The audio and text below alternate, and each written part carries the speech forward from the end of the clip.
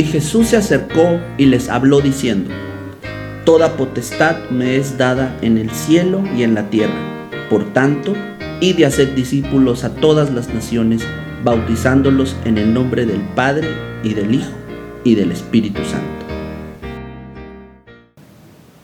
Bienvenidos a 5 minutos de teología. En esta ocasión abordaremos una de las doctrinas más importantes del cristianismo, la Trinidad.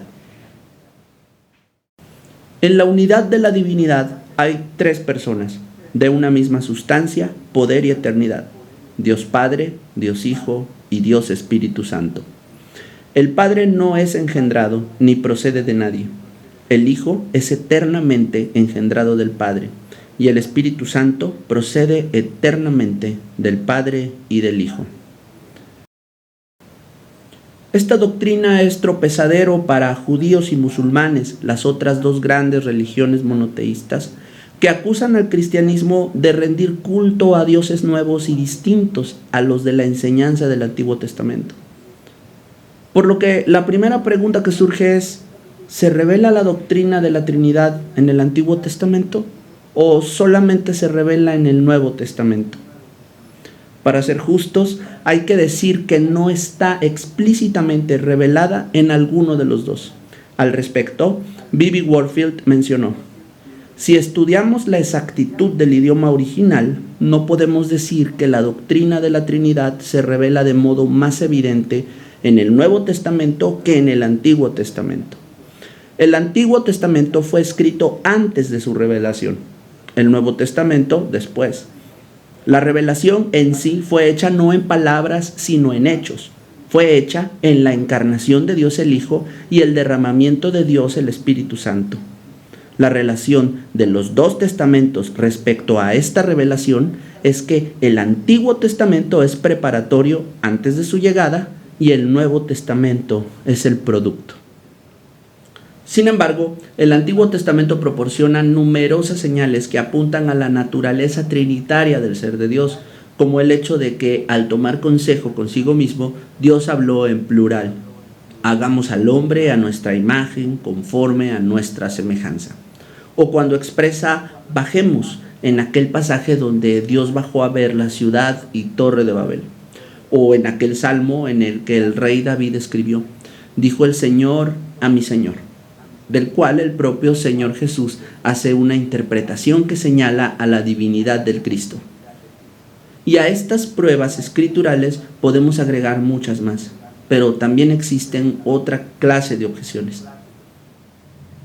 Algunos argumentan que la Trinidad es un error lógico porque ¿cómo puede Dios ser 1 y 3 al mismo tiempo y en el mismo sentido? Efectivamente, eso no es posible. Si ese fuera el caso, podríamos desechar a la doctrina de la Trinidad por ser una contradicción. Pero el cristianismo histórico hace una distinción importante al articular la doctrina de la Trinidad, porque confiesa que Dios es 1 en esencia y 3 en personas. Formulada así, no existe violación a las categorías del pensamiento racional, porque Dios es 1 en un sentido y 3 en otro sentido. Pero, ¿qué significa esta distinción entre esencia y personas? Si recuerdas la cápsula anterior, la esencia es el estado de puro ser. Dios es esencia y no existencia.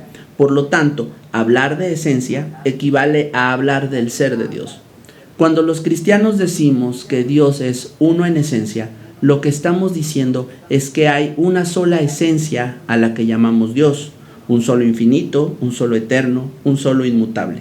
Decir que hay 3 esencias idénticas equivale a decir que hay 3 dioses, lo cual es un error que nos conduciría al politeísmo o más exactamente al triteísmo. Sin embargo, nosotros creemos en una sola esencia divina bajo la que están 3 personas: el Padre, el Hijo y el Espíritu Santo. La palabra persona proviene del griego prosopon y hace referencia a las máscaras que los actores usaban en el teatro griego. Algunas veces un mismo hombre representaba a 2 o más roles dentro de una misma obra, y para distinguir sus personajes se colocaban distintas máscaras a fin de que el público pudiera diferenciar fácilmente sus interpretaciones. Este concepto histórico de máscara o persona es el que la Iglesia usó en su momento para entender cómo en una misma esencia hay tres personas. Sin embargo, el ejemplo de las máscaras falla tanto como cualquier otro ejemplo que intentemos usar para ilustrar a la Trinidad, como el del hielo, o el del huevo, o el del trébol, o cualquier otro, porque inevitablemente terminarán por causar confusión, ya que no existe en la naturaleza ni en la experiencia creacional nada que pueda ilustrar la esencia infinita, eterna e inescrutable de Dios. A lo más que podemos aspirar es a encontrar alguna palabra que describa lo más exactamente posible lo que nosotros entendemos del ser de Dios.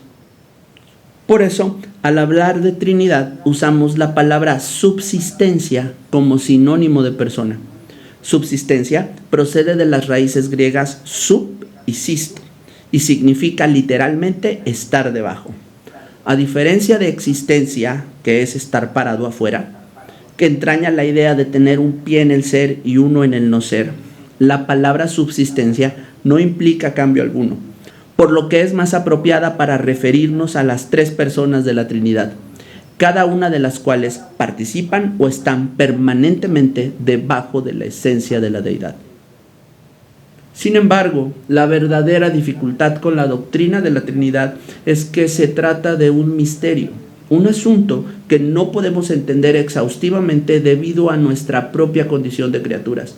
Lo finito no puede abarcar lo infinito, y nuestro entendimiento finito frecuentemente se ve limitado ante la infinitud del ser de Dios y su sapientísimo consejo. Pablo, quizá la mente más brillante del cristianismo, ante su limitada comprensión de la voluntad de Dios, expresó: «Oh profundidad de las riquezas de la sabiduría y de la ciencia de Dios, cuán insondables son sus juicios e inescrutables sus caminos». Finalmente prorrumpió en alabanzas y descansó en Dios. Pienso que es un maravilloso ejemplo de qué hacer cuando lleguemos al límite de nuestro entendimiento de Dios. Hemos llegado al final de este episodio, pero es mi deseo que Dios te haga abundar en gracia y conocimiento de Él. Mi nombre es Víctor Hugo Alarcón. Hasta la próxima.